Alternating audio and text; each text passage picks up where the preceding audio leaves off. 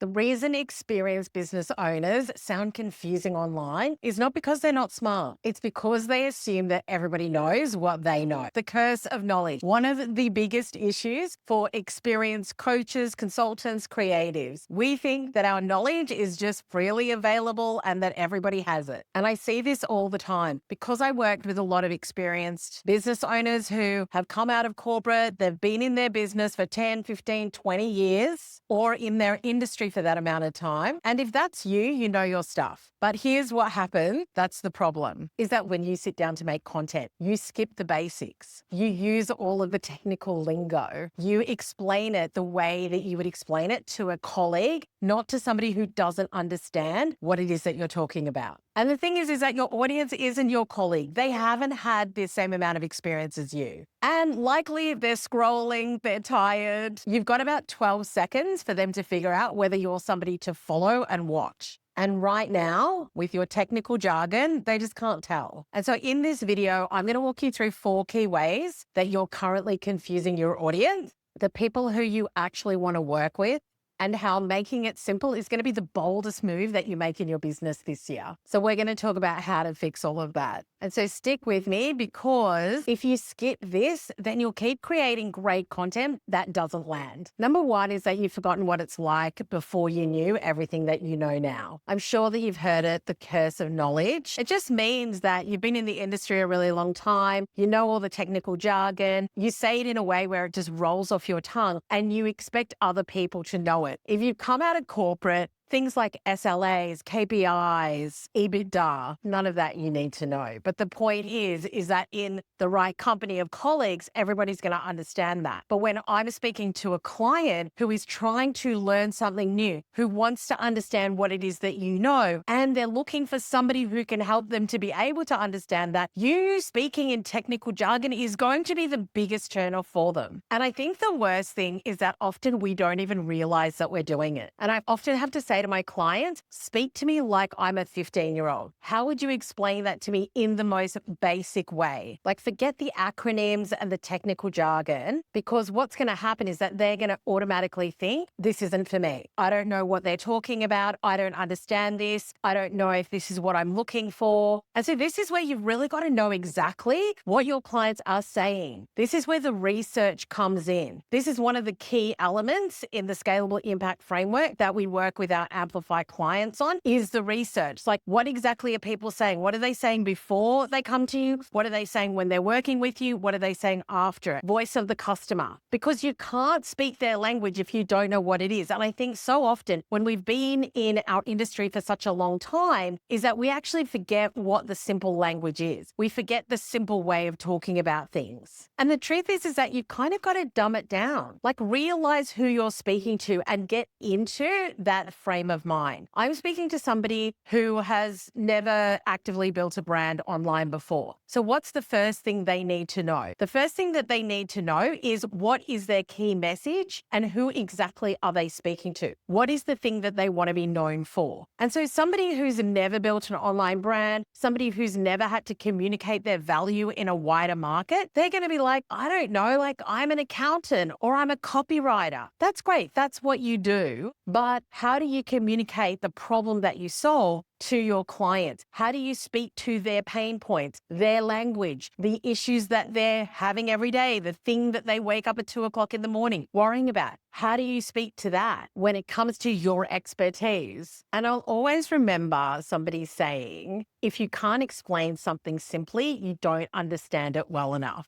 And I think that there's a point here, is that we want to be able to explain things in really simple and direct ways to make it so much easier for our audience to be able to be like, yes, you're my person. I love how you explain it so simply. I love how you communicate it to me in a way that I understand, in a way that helps me to learn. You've got to think about how they're receiving the information. And sometimes we think that if we dumb it down, that it's going to be too simple. But you can always get more complex. You can always be more advanced advance with people who show that they understand what it is that you're talking about, where they're asking more complex or in-depth questions. Then you can go to town with your knowledge and your acronyms and your technical elements. But if you're communicating online, you want to keep it simple. And I absolutely think that this is a skill. I think it's a skill that you've got to practice on the regular so that you become somebody where you can adapt to a room, you can adapt to a person, where you can explain something to them at their level. And the more that you do the research, the more that you speak to your ideal client, the more content ideas you'll have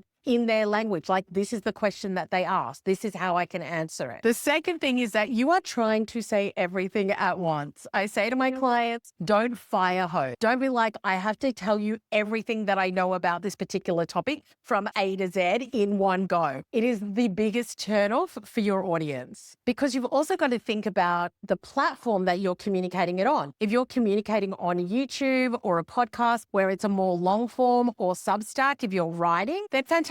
You can go into detail. They can come back to it and explore. But if you're creating short form content that's like 30, 60, 90 seconds, you can't share everything in the kitchen sink. You have to come back to basics and think about, what is the one thing that I want to share with them now? What's the one idea? What's the one concept? What's the one answer to the question that they might have when it comes to the problem that I solve? And so creating a content bank of questions, I think, is one of the best things that you can do. So I coach my clients who are under $100,000 in Brand Builders Academy, clients who are over 100 to 50 in Amplify. And I look at the questions that they ask, I take those questions and I put that into my content bank. So I've got the exact questions that this type of client asks me. And so one of my clients asked me, how do I simplify the way that I talk about what I do? Which is why I'm recording this piece of content, to answer that specific question that my ideal client, who is an expert in her space, has asked me. And so if you don't have that content bank that helps you to know exactly what your clients are asking, go and do that after this video. And just a little tip on that is that I put my coaching call transcripts into Claude, into my client project, and I get it to extract questions based on the conversation that we have, and then automatically put it into my content library in Notion. Great AI tip. The other thing to do when it comes to not fire hosing your audience is to have a method. And I've talked about this a lot, is that all of the clients that I work with that are coaching, that are building programs or digital product, they have a method. It is a step-by-step process that they take their clients through. And so actually going and taking a look at your method and thinking about, what is the first step that I need to take somebody through? And going through each of those steps, but also breaking those steps down as well into even smaller pieces of content that then lead to your bigger method, that lead to a bigger conversation. And that's a really easy way to actually break down the content that you share. Because when you align it to your method, then you're branding the content through the method that you use. So I use the scalable impact method, and then your audience gets to know that. They know that I help my clients build profitable personal brands through scalable online education and group programs, as well as growing personal brands for consulting businesses. And I use this method. And this is the framework that we go through. And so when you can start to attach your knowledge and expertise to your programs, to your methods, to a process that you take people through, then it makes it really easy for them to understand as well. And I talked about my method more in depth in my last video, so you'll be able to see what the breakdown of that is. And so then I've got all of those content ideas available to me that I know is exactly what my dream client needs. So the main takeaways from this point is break it down, make it simple, speak to your audience at a 15-year-old reading level. And the reason that we do that isn't because they can't understand things that are more complex. It's because the way in which we consume content is so fast now that if they have to wait to understand what it is that you're saying, they will just keep going. So we need to communicate in a simple way, quickly. And then once we've caught their attention, once we've hooked them, then they can stay to learn more. And we only want to be communicating one idea at a time in more short form content. You can go to town in your long form content. The third thing that we've touched on a little bit, but that we need to really hone in on is your use of big words. And so even when you're looking through your method or when you're looking through your content, I really want you to think about how you can explain that in a simpler way and how you can turn complex ideas into simple explanations. And I think this is something that you might need to practice. So one of the things I was saying to a client the other day is that we need to define what we mean by certain terms. So for example, when I talk about branding, somebody might think, oh, my photography and my visual brand. But when I talk about your brand, I'm actually talking about the emotional connection that you create with your audience. When I talk about personal branding, I'm talking about your reputation in the market and what you're known for, both professionally and personally. And so when we define what it is that we mean by the terms that we use, it also helps our audience to connect that with us and helps us to be more memorable. So when you strip the jargon back, you open the door to the dream clients that really need your help because they feel seen, they feel heard, they feel understood, they feel like this is a safe place for them to be and to ask questions. Because I want you to think about if you were to come across somebody who was super complex, everything that they said just felt really hard to understand. Are you going to ask them questions? Do you feel like they're approachable? I'm going to guess no. And the same goes for our audience. When we try and give them everything, we become a bit unapproachable because somebody's like, oh, I don't really understand exactly what they're talking about. So I feel too scared to ask a question because I don't want to look stupid. And this is such a big thing that you've got to realize, especially if you're an online educator, a coach, a consultant. You want to make it really easy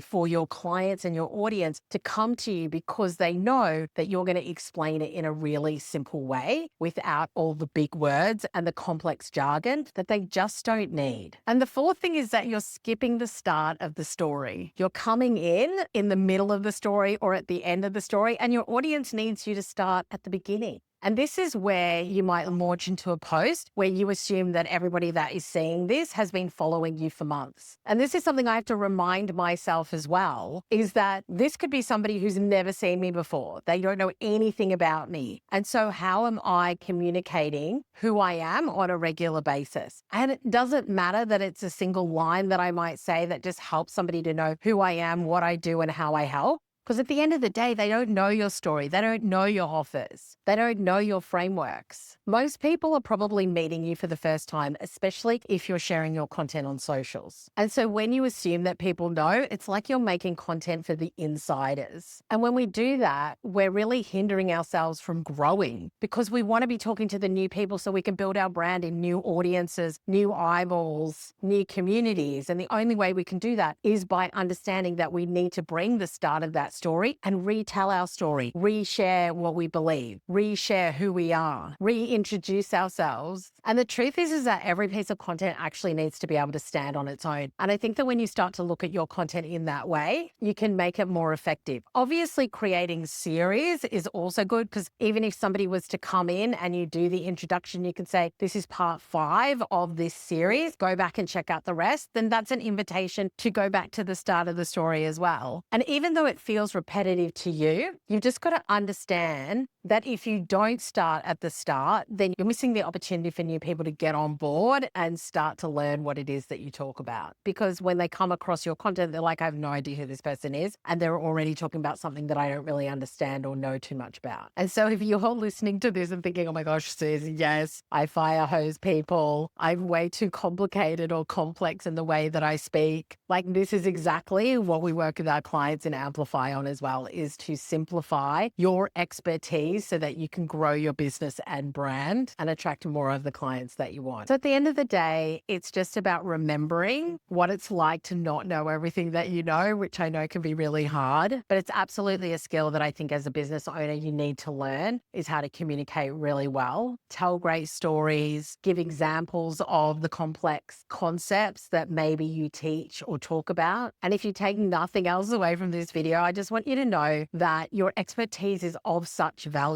and people need what it is that you talk about and you teach. But you might be staying invisible because you're assuming knowledge, you're fire hosing your audience, you're hiding behind those really big words. And once you fix that, you'll be able to fix your visibility as well. And hopefully you'll have the confidence to show up more because you're like, when I create this content and I share it and it's simple, and it lands, I get more engagement, I get more connection, I get the right people coming to me, which is exactly what you want. And the women that I work with in Amplify, they're not short on expertise. They just need somebody to help them translate that. And the second that we fix that, things start to flow, which is what you want. Now that you know how to fix your clarity problem that might be killing your authority and your engagement, and you might be wanting to position yourself as a more obvious choice in your market and your industry, but how do you actually do that? You can check more out about that in this video. And if you've got any questions, let me know. All the links to work with me and find out more are below. So don't be shy, click on those, and I will see you in the next one.